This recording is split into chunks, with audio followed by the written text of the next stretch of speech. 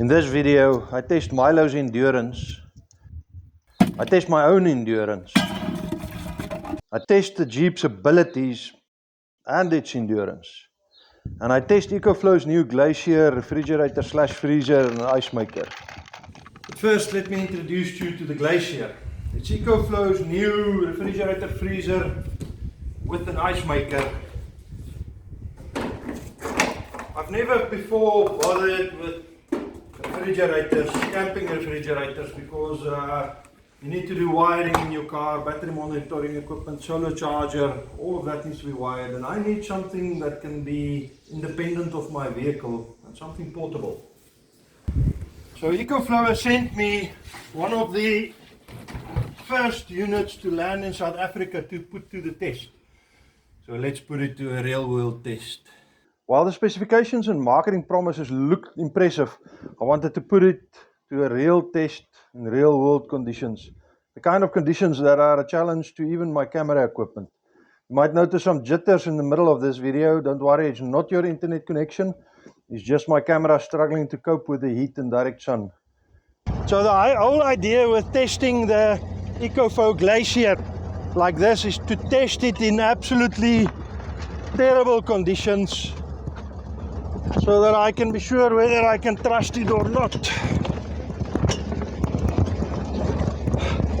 First, I need to test whether it can do what it says it can do, and second, to check whether it can handle these kind of conditions.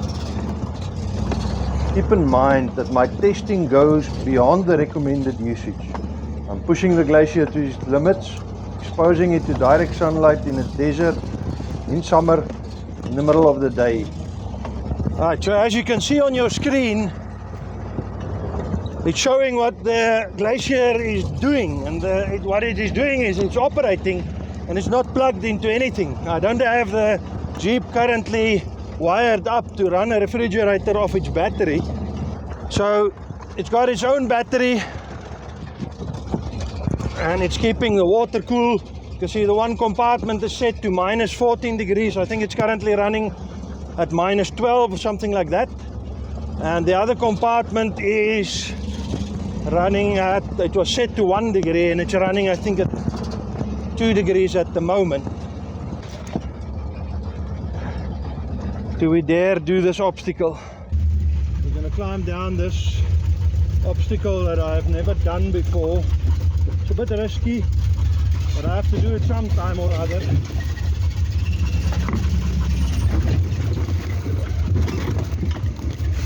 The problem might be not getting down it is not the problem. The problem might be getting up it again. We'll have to see about that when we come back.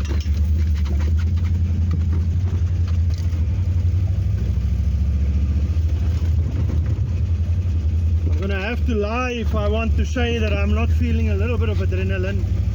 Driving down that drop for the first time, having not tested it out before and doing it in the heat of summer, it's something that I usually try to avoid. It might seem a bit unnecessary, but I'm going to move the Jeep right up to the cliff. If you haven't watched my videos before, this area is where I'm currently clearing some rocks away to create a pass to complete the trail.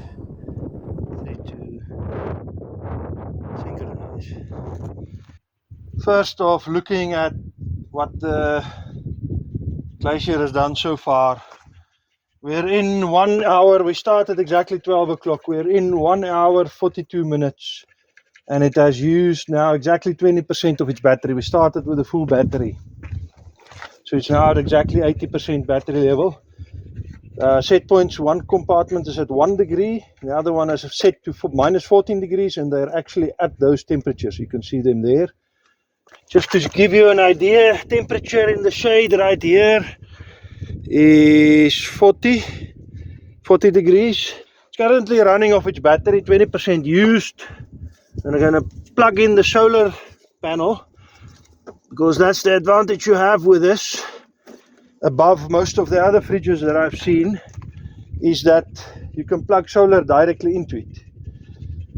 and somewhere it should now say that it's plugged in. Yes, it's showing charging. You can see the green bars at the top left there moving up. We'll have to see whether it can keep up with the demand that I'm putting on the fridge or not. So I can't put the phone down in the sun. If I put it in my pocket, it's going to go off the screen. The sun is too hot for most electronic equipment out there. I've got some ice in this cooler box that's keeping the drone cool. By the way, that's the next thing. I've used 2 of my three drone batteries, and I want to charge the drone up, and I'm going to do it from the fridge. So you've got a fast charger, a C-type charger, and I think it does 100 watts that you plug into the cooler box's battery, or the fridge's battery, and it's showing charging, and it's showing fast charging. I put some cold water, froze some water last night in these, and I poured extra water in it. This one was froze solid. This is what I use as a cold pack for the drone. I've got a couple of them, and then of course I've got some beers, and I've got a temperature gauge inside as well to show the accuracy. What's it there? Showing 0.4 degrees and showing 1 degree there. We'll have to see whether it can handle what I'm dishing out here. But if this works, this is absolutely the perfect thing to help me on trips like this. It's been, what, 6 minutes? So it's actually charging it up.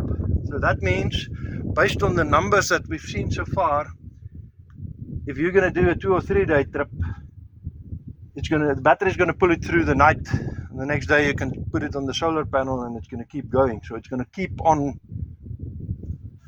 cooling stuff down. I have some beers in there, non-alcoholic, simply because I prefer not to drink alcohol while on these kind of trips. I want to have my wits about me. But we'll do the test with that. And it's got an ice maker.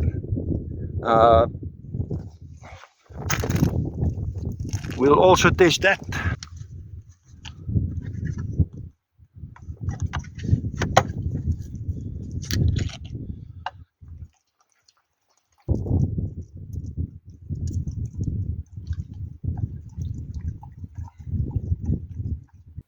One of the problems with filming YouTube videos in this heat is that none of the electronics can handle it. My GoPro cuts out in about 2-3 minutes. The phone lasts about 5 minutes, then it cuts out. You lose the footage.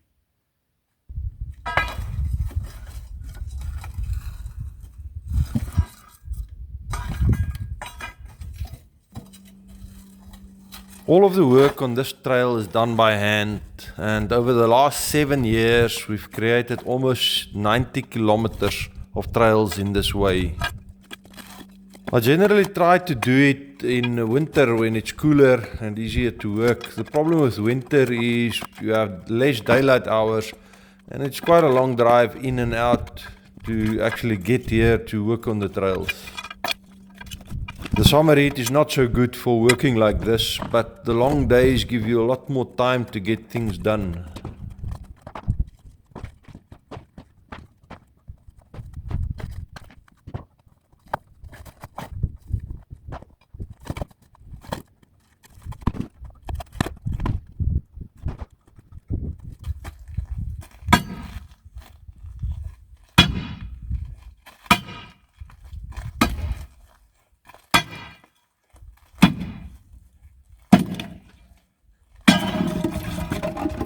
So let's see what the Glacier is doing.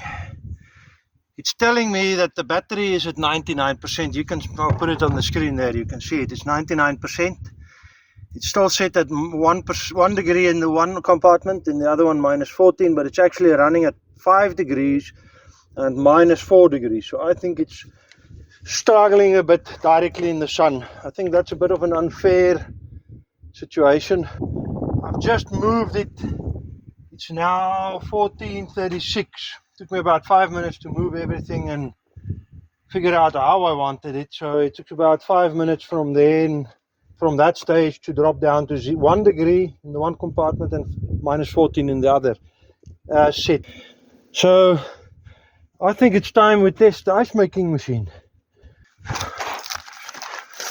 Probe say about the temperature 40 degrees and see if we can make ice. You're gonna need some water.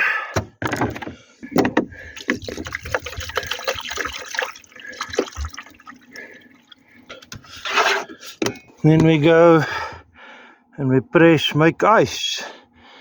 And we tell it large ice, I want a lot of ice, and we tell it to start.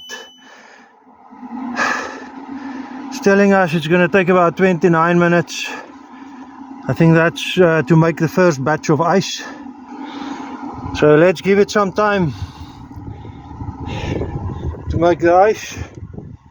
I might just as well get working on some rock breaking again.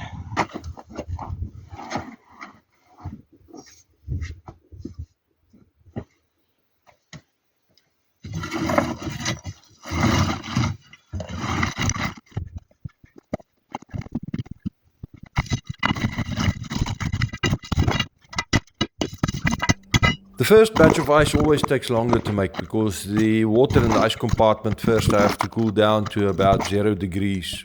Subsequent batches of ice is much faster, as you will see. In normal cool conditions, it takes about 12 to 14 minutes for each batch of ice, but I'm not expecting it to achieve that in these conditions, which is why we are testing it out here.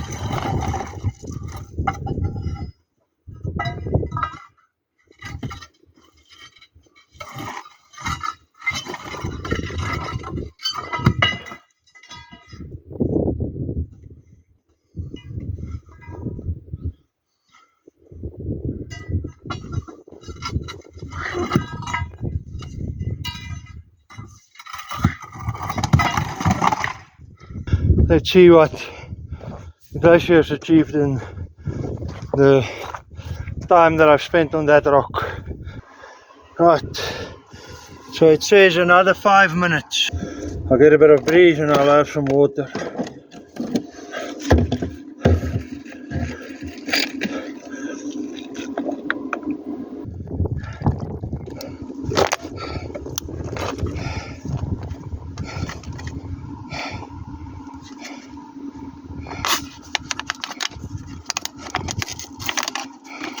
Telling us 1 minute to having the ice finished. I'm curious whether it's actually managed this. So also the glacier's battery is at 98%. The solar panel is keeping it charged as well as charging the drone battery through the glacier battery. Let's see if we have ice. We have some ice. There's the ice.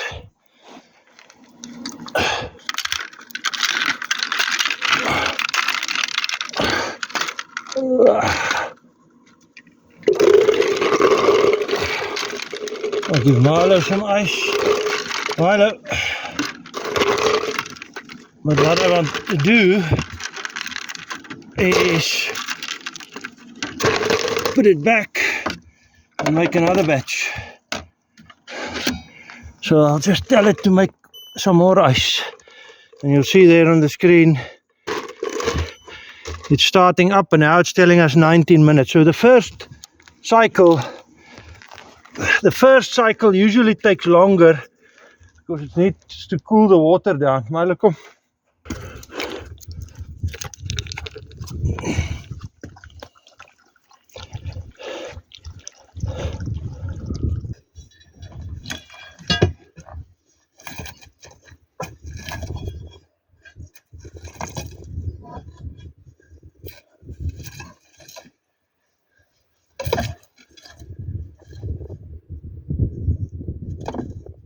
Tell you what we'll do while we wait for the next batch of ice is I'll use this ice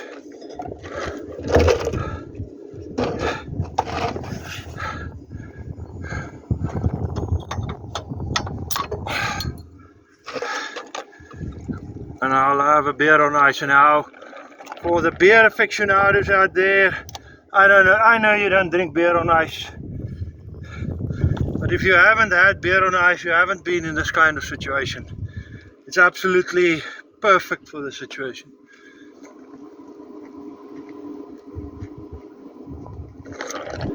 I learned drinking beer of ice in the Namib, in the desert, as a way to keep hydrated and cool.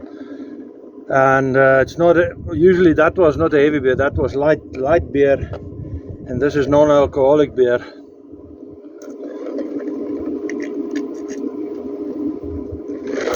Like I said, I have to have my wits about me on this kind of trail, especially with the exit that we still have to do that I haven't tested before. Alright, 1 minute to the next bunch of ice. There's the last of my beer. That is done with the ice. So it's now detaching the ice. 2 seconds, 1 second. So the ice should be free.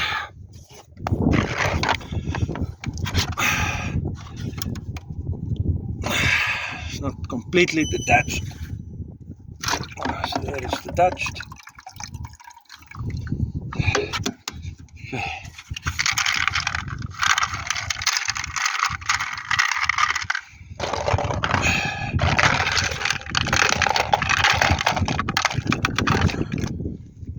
Right, I can maybe have it make one more. I think the water level might be low.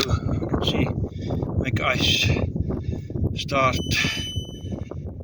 It's making another batch. Alright, I don't think we'll wait for the next batch of ice, but I do think I'll have another ice.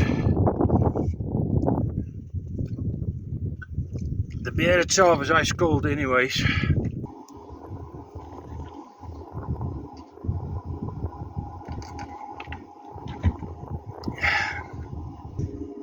Right, it's got the drone fully charged, both batteries, so I can unplug that and plug one of my phone or cameras in, keep them charged up.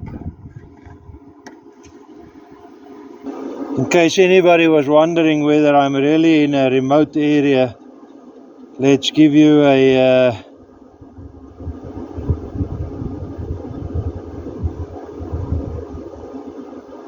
good indication of where exactly we're at. Okay, so it's done with the next batch of ice.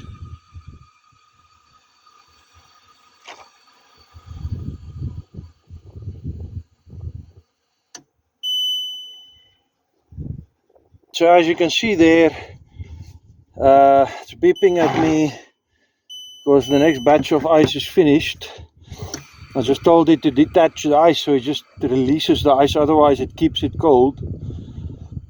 Then you can see the compartments are still at 1 degree and the other one is up to minus 11 degrees Celsius now. I think I'll stop the ice making for now. This is the last batch of ice. Takes a bit to get it out.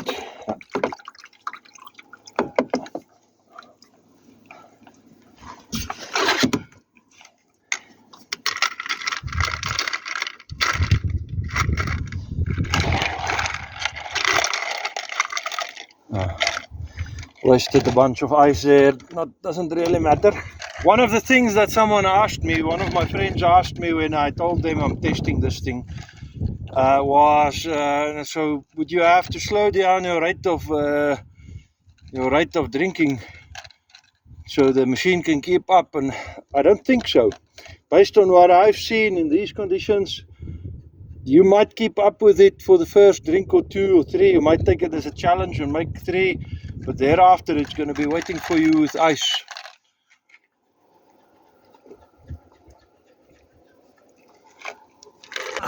One check I wanted to do before we go, I want to set the temperature on both compartments down to much lower. And I want to see how low it can go.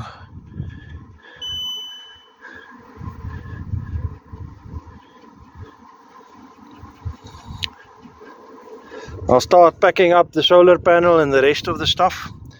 I'll leave this running and we'll see how cold it's gonna get.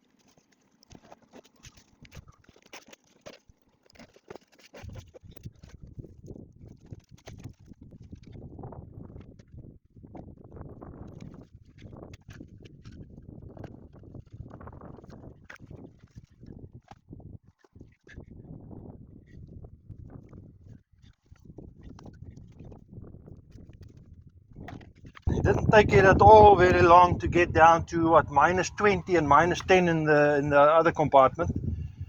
I think I've really put it through spaces today. Conditions that are about as harsh as you can get. Throwing ice out in the desert seems like sacrilege.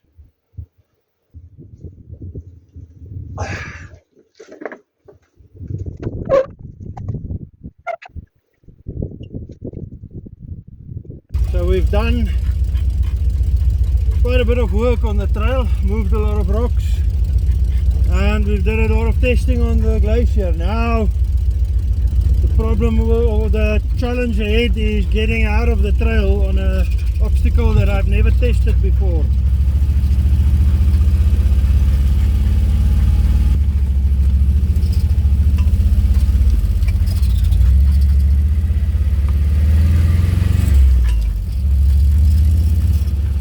I have to admit, this one has me worried a little bit. Not going to be an easy one.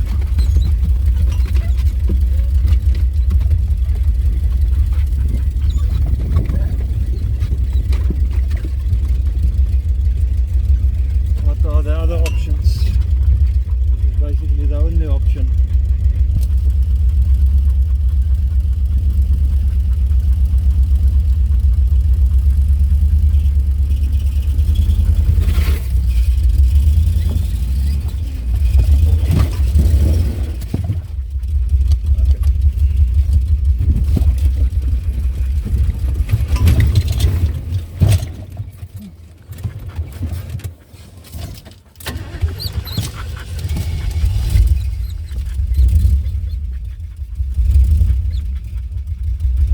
First check whether everything is okay underneath.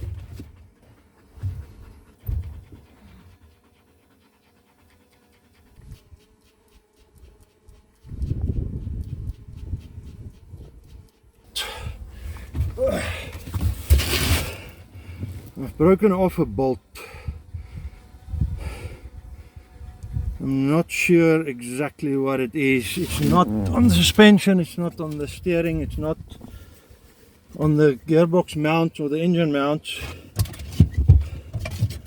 We'll have to see about it. I'm going to try a different line. I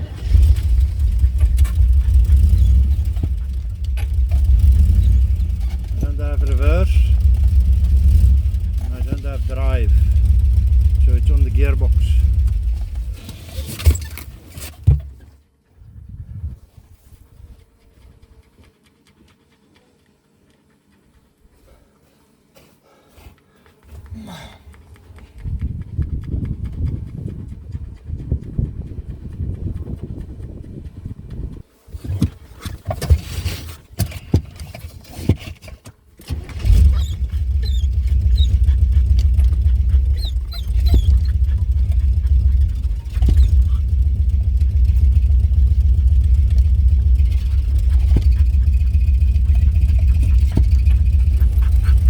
not that, it's not drive.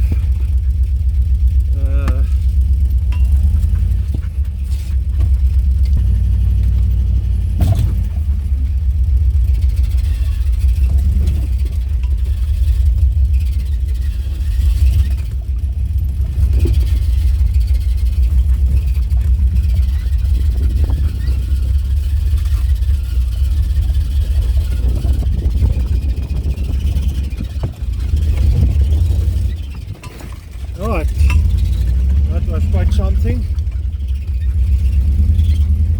There's a bit of a noise under there that I don't like, but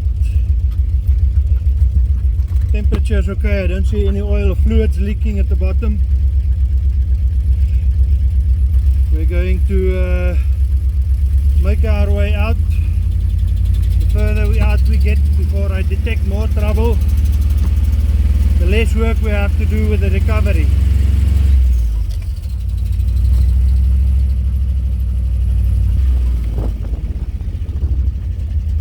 So that's a bit more than I would normally bite off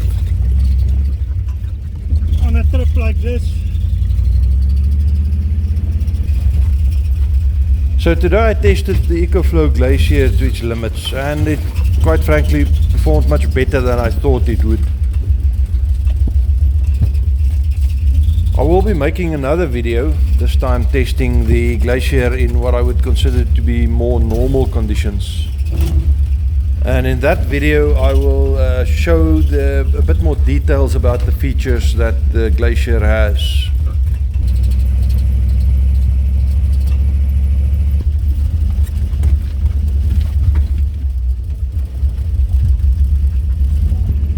If you want me to do more tests on it, in the comments tell me what you want me to test. One more test that I have in mind is to test it at home, whether it can take a Jägermeister down to -25, where a Jägermeister should be according to the experts. I don't know. It says it can take it down in the specs, but we'll test that. As for the rest of it, let me know what you want me to test, and I'll see you on the next one. Cheers.